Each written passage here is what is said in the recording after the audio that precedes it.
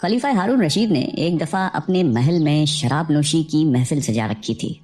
वज़रा और अमीर बैठे थे कि बहलोल भी वहां आ पहुंचा। उसने बादशाह की हरकतों को खामोश निगाहों से देखा तो हारून रशीद को उसकी नसीहतें याद आ गईं। नशे के तरंग में उसने सोचा कि उससे पहले कि बहलोल कोई ऐसी बात कर दे जिससे मेरा सर झुक जाए, वो खुद पहल करे। और उसने बहलोल से कहा कि बहलोल, मेरे एक सवाल का जवाब दोगे? बहलोल ने कहा, जी हाँ हुजूर। हारून रशीद ने सवाल किया कि बहलोल, ये बताओ कि अगर कोई शख्स अंगूर खा रहा हो तो क्या वो हराम है? बहलोल ने जवाब दिया कि बिल्कुल नहीं। हारून ने कहा कि अगर वो अंगूर खाकर पानी पी ले तो? बहलोल ने जवाब दिया कि जनाब कोई हर्ज नहीं है। हारून ने आगे कहा कि अब यही शख्स अंगूर खा के और पानी पीकर उसके बाद धूप में बैठ जाए तो फिर? बहलोल ने जवाब दिया कि मुहतरम कोई मुज़ायका नहीं है, जितनी देर चाहे बैठे। फिर आगे फरमाया कि तो फिर बहलोल तुम खुद ही बताओ कि यही अंगूर और पानी कुछ अरसा धूप में रख दिए जाएं तो हराम क्यों हो जाते हैं? हारून रशीद ने बड़े फख्र के साथ अपना फलसफा बयान किया। अब बहलोल ने हारून से कहा कि अगर इजाज़त हो तो मैं चंद सवालात आपसे करूं। हारून ने कहा कि जी इजाज़त है। बहलोल ने सवाल किया कि आली जान, ये बताइए कि अगर किसी आदमी के सर पे थोड़ी सी मिट्टी डाल दी जाए तो क्या उसको कोई नुकसान पहुंचेगा? खलीफा हारून रशीद ने फौरन जवाब दिया कि नहीं। उसके बाद अगर उसके सर पे थोड़ा सा पानी डाल दें तो क्या उस शख्स को कोई तकलीफ होगी? हारून बोला कि नहीं, बिल्कुल नहीं होगी। फिर बहलोल बोला कि अगर उस मिट्टी और पानी को मिलाकर एक ईंट बनाई जाए और उस शख्स के सर पे मारी जाए तो क्या नुकसान होगा? तुम भी अजीब बातें करते हो बहलोल। हारून हंसा और कहा कि उसका तो सर ही फट जाएगा। तो फिर आली मकाम, अगर आप गौर फरमाएं तो आपको ये मालूम होगा कि जिस तरह मिट्टी और पानी मिलकर इंसान का सर फोड़ सकते हैं, उस तरह अंगूर और पानी भी मिलकर ऐसी चीज बना देते हैं जो हराम और नापाक है, जिसके पीने से इंसान की अक्ल मारी जाती है और उसके बुरे और भले की तमीज नहीं रहती। इसलिए इस्लाम ने इसके पीने वाले पर सजा वाजिब की है। बगदाद के एक बड़े बाजार में एक फकीर नानबाई की दुकान के सामने से गुजर रहा था। उसने हर तरह के खाने चूल्हों पर चढ़ाए हुए थे जिससे भाप निकल रही थी।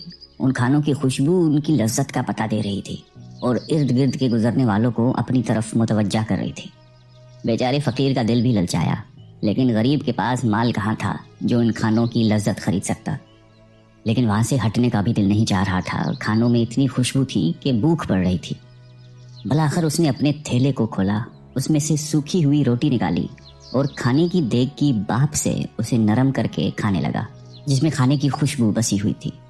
नानबाई चुपचाप ये तमाशा देख रहा था। जब फकीर की रोटी खत्म हुई और वो चलने लगा तो नानबाई ने उसका रास्ता रोककर कहा कि क्यों मस्टंडे, कहाँ भाग रहा है? ला मेरे पैसे निकाल। कौन से पैसे? फकीर ने हैरान होकर पूछा।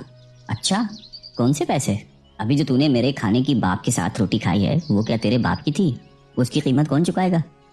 अजीब इंसान हो तुम, फकीर ने कहा। वो भाप तो हवा में उड़ रही थी। अगर मैंने उसके साथ रोटी खाकर खुद को बहलाने की कोशिश की है तो उसमें तेरा क्या गया जिसकी कीमत अदा करूं? बस इधर उधर की बातें मत कर। मैं तेरी जान हरगिज नहीं छोड़ूंगा। मैं अपना माल वसूल करके रहूंगा। नानबाई ने यह कहकर फकीर का गिरेबान ही पकड़ लिया। बेचारा फकीर परेशान हो गया कि इस हट्टे गट्टे नानबाई से अब किस तरह जान छुड़ाई जाए। इतने में बहलोल का उधर से गुजर हुआ। वो उनके करीब रुक कर उनकी बातें सुनने लगा। फकीर ने उसको हमदर्द जानकर तमाम किस्सा सुनाया तो वो नानबाई से बोला कि भाई ये तो बताओ कि क्या इस गरीब आदमी ने तुम्हारा खाना खाया है? नहीं, खाना तो नहीं खाया, मगर बाप से फायदा तो उठाया है। मैंने उसकी कीमत मांगी है, लेकिन इसके समझ में ये बात ही नहीं आ रही, नानबाई ने कहा। बिल्कुल दुरुस्त कह रहे हो तुम, बिल्कुल सही। बहलोल ने सर हिलाया और अपनी जेब से मुट्ठी भरकर सिक्के निकाले और वो एक एक करके उन सिक्कों को जमीन पे गिराता जाता और कहता कि नानबाई ये ले, पैसों की आवाज पकड़, ये ले अपने खाने की बाप की कीमत, इन सिक्कों की खनक में वसूल कर ले। ले, ये सुकून की आवाज तेरे खाने की खुशबू की कीमत है। इर्द गिर्द खड़े लोग हंस हंस कर पागल हो गए थे। नानबाई अपने खफत मिटाकर बोला कि ये पैसे देने का कौन सा तरीका है? बहलोल ने जवाब दिया कि अगर तू अपने खाने की भाप और खुशबू बेचेगा तो इसकी कीमत तुझे सिक्कों की आवाज की सूरत में ही अदा की जा सकती है। बहलोल दाना हमेशा की तरह एक दिन हारून रशीद को नसीहत करने के लिए शाही महल में आए।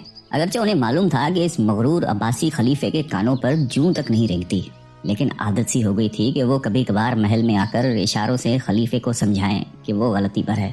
हारून भी बहलोल की बातें सुनने का आदी हो चुका था। अगरचे वो चुभती हुई बातें करते थे और खलीफे के साथ गुस्ताखाना रवैया अख्तियार करते थे, उसके बावजूद भी हारून बहलोल की बातों को संजीदा नहीं लेता था। لیکن اب کی دفعہ بہلول نے بھاری محفل میں ایسی حرکت کی جس سے خلیفہ بہت ناراض ہوا یوں کہ بہلول دربار میں داخل ہوا تو دیکھا لوگوں کی ایک بڑی تعداد ہارون کے ارد گرد بیٹھی ہوئی ہے۔ جس طرف بہلول نے نظر دوڑائی کہیں بیٹھنے کی جگہ ہی نظر نہیں آئی۔ ساتھ ہی اس نے یہ بھی احساس کیا کہ کوئی شخص انہیں دیکھ کر خوش نہیں ہوا۔ وہ تھوڑی دیر تک کھڑے ہو کر لوگوں کو تکتے رہے، اس کے بعد مجمع کو چیرتے ہوئے سیدھے تخت کی طرف بڑھے اور ہارون کے ساتھ تخت پہ بیٹھ گئے۔ دربار میں بیٹھے ہوئے خوشامدی لوگ چیخنے چلانے لگے کہ یہ کیسی حرکت ہے، یقیناً بہلول دیوانہ ہو گیا ہے، ابھی تک کسی نے خلیفے کی اس طرح سے بے احترامی نہیں کی تھی۔ ہارون لوگوں کی باتیں سن کر بہلول کی طرف غصے سے دیکھنے لگا، لیکن بہلول ٹس سے مس نہیں ہوا۔ ان کے لبوں پر ایک ملائم مسکراہٹ تھی۔ غصے سے ہارون کی زبان بند تھی۔ وہ احساس کر رہا تھا کہ بہلول نے اس حرکت کے ذریعے دوسروں کے سامنے اس کی توہین کی ہے۔ سب لوگ حیران ہو کر خلیفے اور بہلول کی طرف دیکھ رہے تھے۔ ہارون گہری سوچ میں پڑ گیا، لیکن اسے سمجھ نہیں آ رہا تھا کہ کس طرح بہلول سے اپنی جان چھڑائے۔ اچانک اس کے ذہن میں ایک ترکیب آئی۔ وہ ایک مصنوعی مسکراہٹ کے ساتھ بہلول کی طرف دیکھ کر بولا کہ اب جب تم تکلیف کر کے ہم سے ملنے آئے ہو تو تم سے ایک سوال کرنا چاہتے ہیں۔ اگر تم اس کا جواب دو گے تو ہم تمہیں 1000 دینار انعام میں دیں گے، لیکن اگر تم اس کا جواب نہیں دے سکے تو ہم حکم دیں گے کہ تمہاری مونچھیں اور داڑھی منڈوا کر تمہیں ایک گدھے پر سوار کر کے گلی کوچوں اور بازاروں میں پھرایا جائے۔ بہلول سمجھ گئے تھے کہ خلیفہ انتقام پر اتر آیا ہے، اس لیے اس کی توہین کرتے ہوئے بولے، مجھے تیرے دیناروں کی تو ضرورت نہیں ہے، البتہ ایک شرط کے ساتھ تیری پہیلی بوجھنے کے لیے تیار ہوں۔ ہارون نے پوچھا کہ کیسی شرط؟ بہلول نے کہا کہ اس شرط پہ کہ تم مکھیوں کو حکم کرو کہ وہ مجھے نہ ستائے۔ ہارون سر جھکا کر سوچنے لگا، اس کے بعد دوسری طرف دیکھا۔ ایسا لگ رہا تھا کہ وہ توقع کر رہا تھا کہ مجمع سے کوئی شخص بہلول کو جواب دے دے، لیکن سب دنگ رہ گئے۔ مجبوراً ہارون کہنے لگے کہ یہ ناممکن ہے، اس لیے کہ مکھیاں تو میرا حکم نہیں مانتی۔ بہلول حقارت سے ہارون کو دیکھتے ہوئے بولا کہ تم کیسے بادشاہ ہو جو ان ناچیز مکھیوں کے سامنے عاجز ہو؟ اس بات پہ تمام درباری کہہ لگا کر ہنسنے لگے۔ ہارون غصے کی عالم میں ایسی نظروں سے درباریوں کی طرف دیکھنے لگا کہ اس کے رعب سے سب کے لبوں کی ہنسی اور مسکراہٹ دور ہو گئی اور ان کی سانسیں رک گئی۔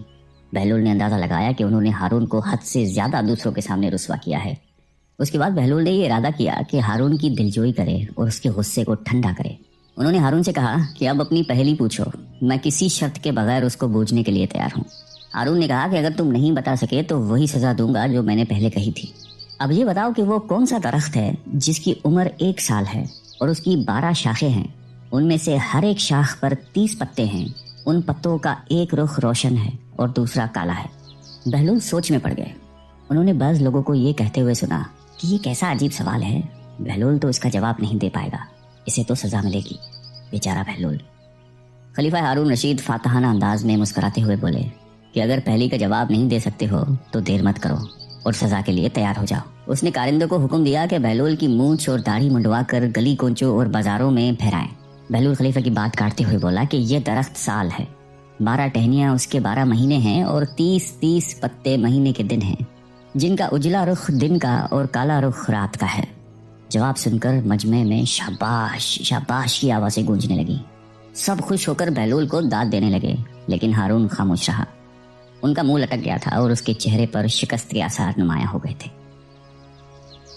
خلیفہ ہارون رشید کی بیوی زبیدہ خاتون ایک نیک اور پارسا عورت تھی۔ انہوں نے اپنے محل میں 1000 ایسی خادمائیں رکھی ہوئی تھی جو قرآن کی حافظہ اور قاریہ تھی۔ ان سب کی ڈیوٹیاں مختلف شفٹوں میں لگی ہوئی تھیں، چنانچہ ان کے محل سے 24 گھنٹے ان بچیوں کے قرآن پڑھنے کی آواز آ رہی ہوتی تھی۔ ان کا محل قرآن کا گلشن محسوس ہوتا تھا۔ ایک دن ہارون رشید اپنی بیوی کے ساتھ دریا کے کنارے ٹہل رہا تھا کہ ایک جگہ بہلول دانا کو بیٹھے ہوئے دیکھا۔ اس نے کہا السلام علیکم۔ بہلول دانا نے جواب میں وعلیکم السلام کہا۔ ہارون رشید نے کہا کہ بہلول آپ یہاں کیا کر رہے ہیں؟ انہوں نے کہا کہ ریت پہ گھر بنا رہا ہوں۔ پوچھا کہ کس لیے بنا رہے ہو؟ جواب دیا کہ جو آدمی اس کو خریدے گا میں اس کے لیے دعا کروں گا کہ اللہ رب العزت ان کے بدلے ان کو جنت میں گھر عطا فرما دے۔ بادشاہ نے کہا کہ بہلول اس گھر کی کیا قیمت ہے؟ انہوں نے کہا کہ صرف 1 دینار۔ ہارون رشید نے سمجھا کہ یہ دیوانے کی کوئی بے وقوفی ہے، لہذا وہ آگے چلا گیا۔ ان کے پیچھے زبیدہ خاتون آئیں۔ انہوں نے بہلول کو سلام کیا اور پھر پوچھا کہ بہلول تم یہاں کیا کر رہے ہو؟ انہوں نے کہا کہ میں ریت پہ گھر بنا رہا ہوں۔ پوچھا کہ کس لیے بنا رہے ہیں؟ بہلول نے جواب دیا کہ جو آدمی اس گھر کو خریدے گا میں اس کے لیے دعا کروں گا کہ اللہ تعالیٰ اس کے بدلے ان کو جنت میں گھر عطا فرمائے۔ انہوں نے پوچھا کہ بہلول اس گھر کی کیا قیمت ہے؟ بہلول نے کہا کہ فقط 1 دینار۔ زبیدہ خاتون نے 1 دینار نکال کر ان کو دے دیا اور کہا کہ میرے لیے دعا کرنا۔ وہ دعا لے کر چلی گئی۔ رات کو جب ہارون رشید سویا تو اس نے خواب میں جنت کے مناظر دیکھے۔ آبشاریں، پھل و پھول وغیرہ دیکھنے کے علاوہ بڑے اونچے اونچے خوبصورت محلات بھی دیکھے۔ ایک سرخ یاقوت کے بنے ہوئے محل پر اس نے زبیدہ کا نام لکھا ہوا دیکھا۔ ہارون رشید نے سوچا کہ میں دیکھوں تو صحیح کہ یہ میری بیوی کا ہی گھر ہے۔ وہ محل میں داخل ہونے کے لیے جیسے ہی دروازے پر پہنچا تو ایک دربان نے ان کو روک دیا۔ ہارون رشید کہنے لگا کہ اس پر تو میری بیوی کا نام لکھا ہوا ہے، لہٰذا مجھے اندر جانے دیجیے۔ دربان نے کہا کہ نہیں، یہاں کا دستور الگ ہے، جس کا نام ہوتا ہے اسی کو اندر جانے کی اجازت ہوتی ہے، کسی اور کو اجازت نہیں ہوتی، لہٰذا تم کو داخل ہونے کی اجازت نہیں ہے۔ جب دربان نے ہارون رشید کو پیچھے ہٹایا تو اس کی آنکھ کھل گئی۔ بیدار ہونے پر فوراً خیال آیا کہ مجھے تو لگتا ہے بہلول کی دعا زبیدہ کے حق میں اللہ تعالیٰ نے قبول کر دی ہے۔ پھر اسے خود پر افسوس ہوا کہ میں بھی اپنے لیے ایک گھر خرید لیتا تو کتنا اچھا ہوتا۔ وہ ساری رات اسی افسوس میں کروٹیں بدلتا رہا۔ صبح ہوئی تو اس کے دل میں خیال آیا کہ آج پھر میں اس دریا کے کنارے جاؤں گا۔ اگر آج مجھے بہلول مل گیا تو میں بھی ایک گھر خرید لوں گا۔ چنانچہ وہ شام کو پھر اپنی بیوی کو لے کر چل پڑا۔ وہ بہلول کو تلاش کرتے ہوئے ادھر ادھر دیکھ رہا تھا کہ اچانک اس نے دیکھا کہ بہلول ایک جگہ بیٹھ کر اسی طرح مکان بنا رہے ہیں۔ ہارون رشید نے السلام علیکم کہا۔ بہلول نے کہا وعلیکم السلام۔ ہارون رشید نے پوچھا کہ کیا کر رہے ہو؟ بہلول نے کہا کہ میں گھر بنا رہا ہوں۔ ہارون رشید نے پوچھا کہ کس لیے؟ بہلول نے کہا کہ جو آدمی یہ گھر خریدے گا میں اس کے حق میں یہ دعا کروں گا کہ اللہ تعالیٰ اس کے بدلے اسے جنت میں گھر عطا فرمائے۔ ہارون رشید نے پوچھا کہ بہلول اس گھر کی کیا قیمت ہے؟ بہلول نے کہا کہ اس کی قیمت پوری دنیا کی بادشاہی ہے۔ ہارون رشید نے کہا کہ اتنی قیمت تو میں نہیں دے سکتا، کل تو آپ 1 دینار کے بدلے دے رہے تھے اور آج پوری دنیا کی بادشاہت مانگ رہے ہو۔ بہلول دانا نے کہا کہ بادشاہ سلامت، کل بن دیکھے کا معاملہ تھا اور آج دیکھا ہوا معاملہ ہے۔ کل بن دیکھے کا سودا تھا اس لیے سستا مل رہا تھا، آج چونکہ دیکھ کے آئے ہیں اس لیے اب اس کی قیمت بھی زیادہ دینی پڑے گی۔ بہلول دانا ایک مرتبہ قبرستان میں بیٹھے ہوئے تھے کہ کسی نے پوچھا کہ بہلول یہاں کیا کر رہے ہو؟ کہنے لگے کہ ایسے لوگوں کے پاس ہوں کہ ان کی صحبت مجھے تکلیف نہیں دیتی اور اگر ان سے دور رہوں تو یہ میری غیبت نہیں کرتے۔ پوچھنے والے نے دوبارہ کہا کہ مہنگائی بہت بڑھ گئی ہے، اس میں کمی کی دعا کریں۔ کہنے لگے کہ اللہ کی قسم مجھے تو کوئی پرواہ نہیں، چاہے گندم کے 1 دانے کی قیمت 1 دینار ہی کیوں نہ ہو جائے، اس لیے کہ اللہ پاک کا ہم پر حق ہے کہ ہم اس کے حکم کے مطابق اس کی عبادت کریں، اور اللہ پر ہمارا یہ حق ہے کہ وہ اپنے وعدے کے مطابق ہمیں رزق دے۔ جب رزق کی ذمہ داری اللہ پاک نے لی ہے تو مجھے فکر کرنے کی کوئی ضرورت نہیں ہے۔ کہتے ہیں ایک بار شیخ جنید بغدادی رحمۃ اللہ علیہ سفر کے ارادے سے بغداد روانہ ہوئے۔ حضرت شیخ کے کچھ مرید بھی ساتھ تھے۔ شیخ نے مریدوں سے پوچھا کہ تم لوگوں کو بہلول کا حال معلوم ہے؟ لوگوں نے کہا کہ حضرت وہ تو ایک دیوانہ ہے، آپ اس سے مل کے کیا کریں گے؟ شیخ نے جواب دیا کہ ذرا بہلول کو تلاش کیجیے، ہمیں ان سے کام ہے۔ مریدوں نے شیخ کے حکم کی تکمیل کی۔ تھوڑی جستجو کے بعد ایک صحرا میں حضرت بہلول کو ڈھونڈ نکالا اور شیخ کو اپنے ساتھ لے کر وہاں پہنچے۔ شیخ جنید بغدادی جب بہلول کے سامنے گئے تو دیکھا کہ حضرت بہلول سر کے نیچے اینٹ رکھ کر لیٹے ہوئے ہیں۔ شیخ نے سلام کیا تو بہلول نے جواب دے کر پوچھا کہ تم کون ہو؟ شیخ نے جواب دیا کہ میں جنید بغدادی ہوں۔ تو اے ابو قاسم، تم ہی وہ شیخ بغدادی ہو جو لوگوں کو بزرگوں کی باتیں سکھاتا ہے؟ جی ہاں، کوشش ضرور کرتا ہوں، شیخ نے جواب دیا۔ بہلول نے پوچھا کہ اچھا تو تم اپنے کھانے کا طریقہ تو جانتے ہوگے؟ جنید بغدادی نے کہا کہ کیوں نہیں، بسم اللہ پڑھتا ہوں اور اپنے سامنے کی چیز کھاتا ہوں، چھوٹا نوالا بناتا ہوں، آہستہ آہستہ چباتا ہوں، دوسرے کے نوالے پر نظر نہیں ڈالتا اور کھانا کھاتے وقت اللہ کی یاد سے غافل نہیں ہوتا۔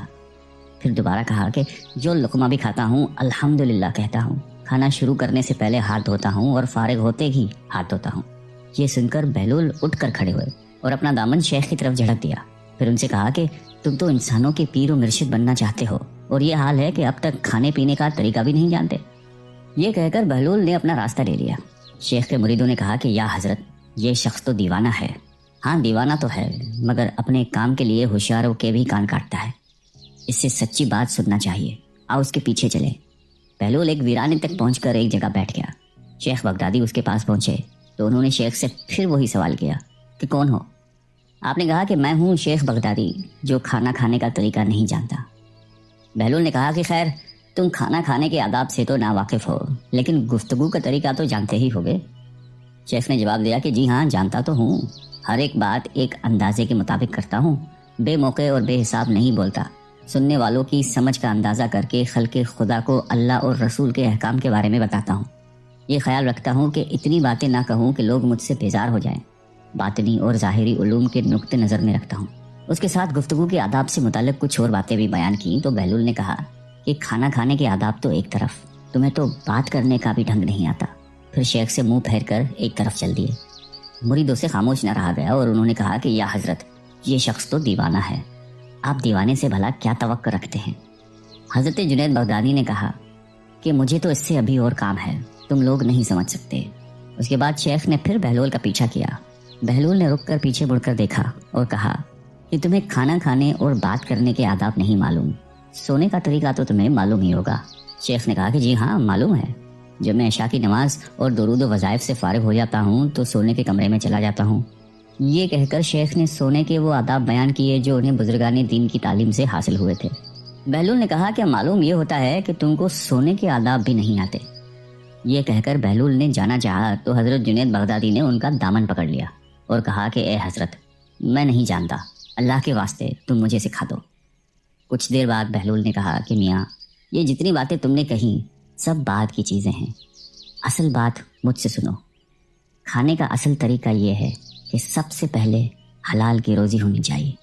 اگر غذا میں حرام چیز ہے تو جو آداب تم نے بیان کیے ہیں ان کے برتنے سے کوئی فائدہ نہیں ہوگا اور دل روشن ہونے کی بجائے اور تاریک ہوتا چلا جائے گا۔ شیخ جنید نے بے ساختہ کہا کہ جزاک اللہ۔ پھر بہلول نے بتایا کہ گفتگو کرتے وقت بھی سب سے پہلے دل کا پاک اور نیت کا صاف ہونا ضروری ہے، اور اس کا بھی خیال رہے کہ جو بات کہی جائے اللہ کی رضامندی کے لیے ہو۔ اگر کوئی دنیاوی لگاؤ کی فضول قسم کی بات ہو تو خواہ تم کتنے ہی اچھے الفاظ میں کہو، تمہارے لیے وبال بن جائے گی۔ اس لیے ایسے کلام سے خاموشی بہتر ہے۔ اسی طرح سونے کے متعلق جو تم نے مجھ سے کہا وہ بھی اصل مقصود نہیں ہے۔ اصل بات یہ ہے کہ جب تم سونے لگو تو تمہارا دل بغض، کینے اور حسد سے خالی ہو، تمہارے دل میں دنیا اور مال دنیا کی محبت نہ ہو، اور نیند آنے تک اللہ کے ذکر میں مشغول رہو۔ حضرت بہلول دانا کی بات ختم ہوتی ہی حضرت جنید بغدادی نے ان کے ہاتھوں کو بوسہ دیا اور ان کے لیے دعا کی۔ حضرت جنید بغدادی کے مرید یہ منظر دیکھ کر حیران رہ گئے۔ انہیں اپنی غلطی کا احساس ہوا اور یہ بات ان کے سمجھ میں آ گئی کہ ہر شخص کو چاہیے کہ وہ جو بات نہ جانتا ہو اسے سیکھنے میں ذرا بھی نہ شرمائے۔ ایک بار جناب بہلول دانا کسی نخلستان میں تشریف رکھتے تھے۔ ایک تاجر کا وہاں سے گزر ہوا، وہ آپ کے پاس آیا، سلام کر کے سامنے بیٹھ گیا اور انتہائی ادب سے گزارش کی کہ حضور، تجارت کی کون سی ایسی چیز خریدوں جس میں نفع ہو؟ بہلول نے فرمایا کہ کالا کپڑا خرید لو۔ تاجر نے شکریہ ادا کیا اور الٹے قدموں واپس چلا گیا۔ جا کر اس نے علاقے میں دستیاب تمام کالا کپڑا خرید لیا۔ کچھ دنوں بعد شہر کا بہت بڑا آدمی انتقال کر گیا۔ ماتمی لباس کے لیے سارا شہر کالے کپڑے کی تلاش میں نکلا ہوا تھا۔ اب کپڑا سارا اس تاجر کے پاس ذخیرہ تھا۔ اس نے منہ مانگے داموں پر فروخت کیا اور اتنا نفع کمایا کہ جتنا ساری زندگی نہیں کمایا تھا، اور بہت ہی امیر و کبیر ہو گیا۔ کچھ عرصے بعد وہ گھوڑے پر سوار کہیں سے گزرا۔ جناب بہلول وہاں تشریف رکھتے تھے۔ وہ وہیں گھوڑے پر بیٹھے بولا، او دیوانے، اب کی بار کیا لوں؟ بہلول نے فرمایا کہ تربوزے لے لو۔ وہ بھاگا گیا اور ساری دولت سے پورے ملک کے جتنے تربوزے تھے وہ خرید کے ذخیرہ کر لیے۔ ایک ہی ہفتے میں سب خراب ہو گئے اور وہ کوڑی کوڑی کو محتاج ہو گیا۔ اسی خستہ حالی میں گھومتے پھرتے پھر ان کی ملاقات بہلول سے ہوئی تو انہوں نے کہا، یہ آپ نے میرے ساتھ کیا کیا ہے؟ جناب بہلول نے فرمایا کہ میں نے نہیں، تیرے لہجوں اور الفاظوں نے سب کیا ہے۔